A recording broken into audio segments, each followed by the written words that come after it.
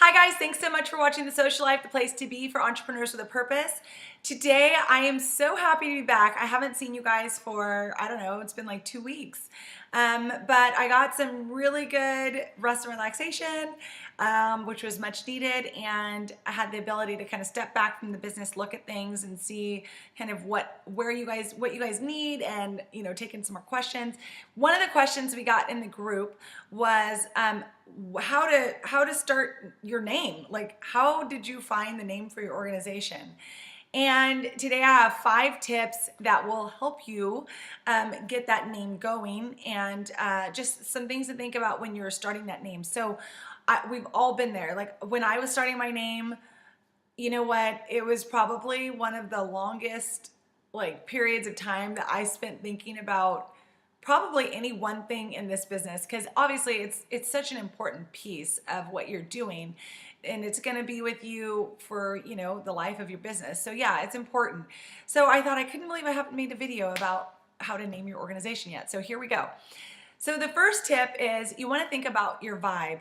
You want to think about what you're going for as far as your organization as a brand. So are you going for something fun and light, or are you going for something that's a little bit serious, a little bit more serious, something more official? Like, what is it that you want people to get from your organization once you actually put it out there? And for my organization, I really wanted it to be fun and light. We were taking on a heavier topic of closing the opportunity gap, but we really wanted it to be a light and fun organization, because it's for kids, and we want kids to only see this as being something exciting, right?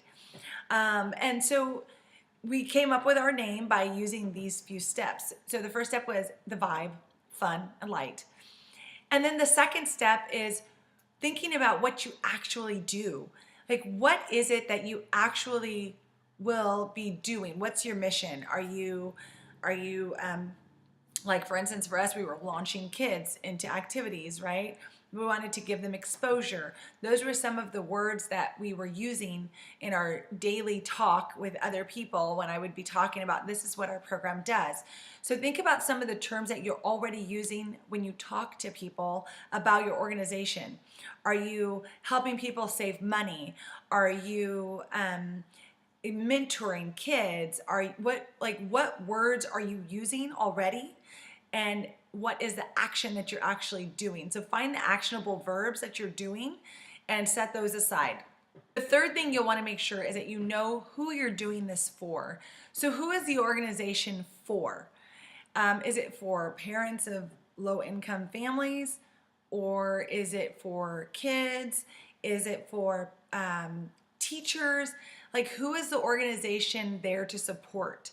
Who are you helping to save money? Whoever you're doing your actionable verb for, write those things down. And they may be many people. And you may find that you might need to call it an association or a group or something like that. But write down those 3 key things: your vibe, your actionable verbs that you're doing, and then your actual demographic, like who's your target demographic, or who are you actually helping. Write those 3 things down. That'll be a great start for you. Now, once you start writing those 3 things down, start moving those names around and just looking at just that. Don't pull out a thesaurus yet. Don't think about anything else except those words, that list of words that you put together. And then just kind of put those 3 words together on their own, and eliminate some, add some, work with those 3 columns of words and start combining them and see kind of some things that you come up with. Now, after you work with those 3 columns, then I want you to look at, what have you come up with? This is not going to be your official name, but what are some things that you've come up with where you're like, that kind of makes sense. Yeah, that kind of explains what we do. Once you have that, then start to think about the interpretation. The interpretation that people might get when they see that name. Now, even though that's not your official name, it'll start to kind of get some ideas flowing, and you'll get some feedback from others that will help you define that name in full. So interpretation, as far as names, I will give you a very good example of this. So when I was talking about Launchpad at the very beginning stages, I was talking about like, hey, we're going to expose kids and we're going to get them into these activities and we're going to close the opportunity gap. We're going to do all these things. And so I thought my name was going to be Exposure for Kids. And when I was putting that out, I guess the interpretation was not what I wanted at all. And you can probably make some guesses on what those interpretations were. But the name Exposure and Kids really just did not gel.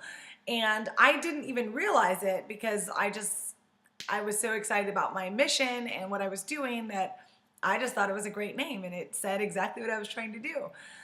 So I was talking to a friend about that name and how I couldn't find a name and this and that. And she said, you always use the word launch. Why don't you just call it Launchpad? And then I was like, oh my God, I love that, Launchpad. And I felt like, yes, we're like lifting rockets into space, like sky's the limit. And we decided to go with rocketry language. And so we are now Launchpad for Kids. And so, we're the launch pad and then they're the rockets and then the sponsors are the rocket fuel. And I based all of my organization and the branding on rocketry. Now I know nothing about rocketry. I'm like not even interested in rocketry, but once we figured out that might be like a really cool kind of brand, then I just went with it.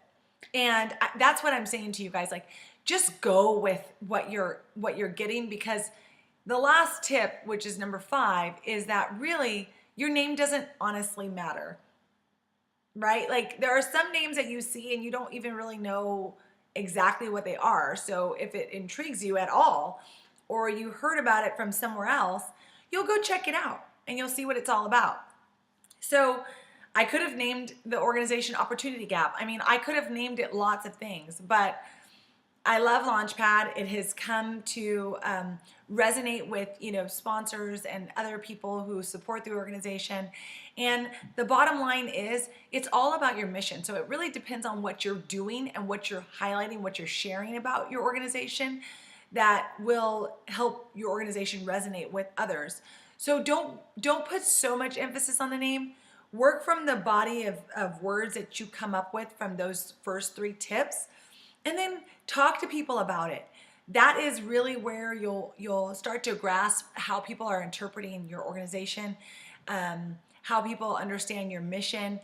All of those things come from a little bit of feedback from your demographic. So really focus on that. Focus on talking to others about your interpretation. But in the end, honestly, that's why tip number 5 is it really doesn't matter what your name is. It really matters on how you brand your organization, how you put out your information, how you accomplish your mission, and how that resonates with others. If you think about Charity Water, the name is pretty ambiguous. Like you don't know exactly what it is. And the way that it's even written, it's like charity and then semicolon water, or maybe it's a full colon, but whatever. So it doesn't really, it could be interpreted as a lot of things. So you have to just go, and you've probably learned about the organization from somewhere else and the mission, and you find out more information, and then you decide if you want to donate or not. So that's how people are going to end up getting to your organization. It won't be exactly your name. So I just don't want you guys to stress too much about a specific name. Just find one that works and is decent and gives off the vibe that you want, and the interpretation is good and it's not Exposure for Kids, and go with it. So just work off of those things and go with that. Anyway, I hope this video helped you, and if you have any questions, feel free to leave them down below. You can email me or you can go on the blog. And don't forget to join our group, the Social Life Tribe, on Facebook. And I will see you guys next week. Thank you so much for watching. And don't forget to get out there and unleash your something amazing. See you soon.